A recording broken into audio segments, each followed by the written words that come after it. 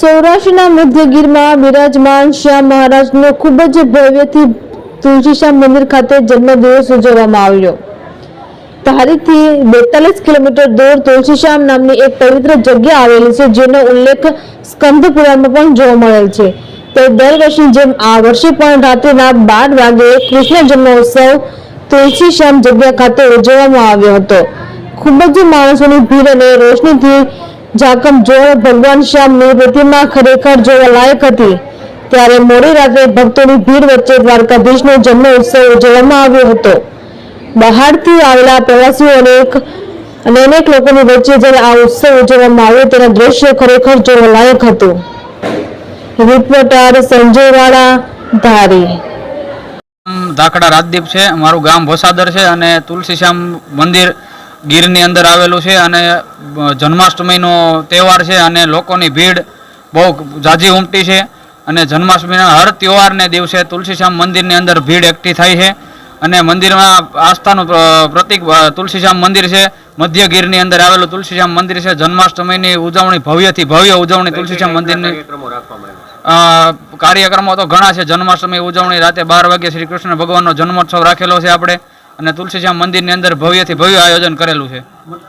ભગવાનના અહીંયા 12 વાગે જન્માષ્ટમીના દિવસે 12 વાગે અહીંયા કાનોત્સવ થાય છે। પછી ઉત્સવ બહુ મોટો થાય, પછી મટકી ફોડ થાય છે અને માણસોની ભીડ ફૂલ હોય છે। નંદભાઈઓ નંદ ઘેરા, નંદભાઈઓ જય કનૈયા લાલ કીનો નારા સાથે, છડી પોકારતા સાથે આનંદ મંગલ અને ઉત્સાહથી, ખૂબ ઉત્સાહથી અહીંયા આનંદ મંગલ થાય છે।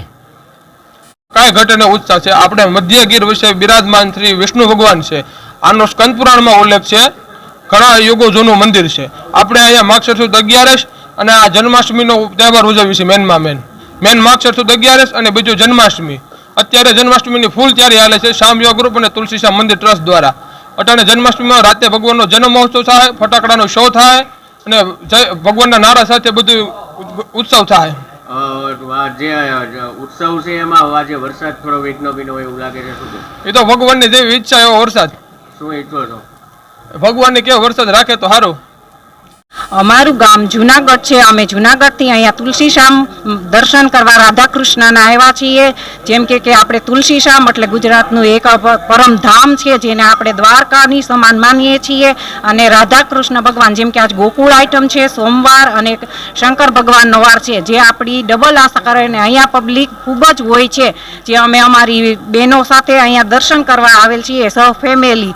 અને વસુદેવસ્તમ દેવમ કંસ જાણું મર્દનમ દેવકી પરમાનંદમ કૃષ્ણમ વંદે જગદગુરુ। રાધા કૃષ્ણની જય। ટાટમિયા છે। અમે જેતપુરથી પધારેલા છીએ અને અમે સહ ફેમિલી અહીંયા આવેલા છે સ્પેશિયલ જન્માષ્ટમીની ઉજવણી। શ્રી કૃષ્ણ ભગવાનનો જ્યારે જન્મ થયો હતો ત્યારે આવું જ વાતાવરણ હતો, ભરપૂર વરસાદ હતો અને અત્યારે આપણે ગીરની મધ્યમાં છીએ। ચારે બાજુ જંગલ છે અને વચ્ચે આ શ્યામ સુંદર મહારાજ બિરાજેલા છે। એમાં પણ વરસાદની સાથે પ્રકૃતિ સોળે કળાએ ખીલેલી છે।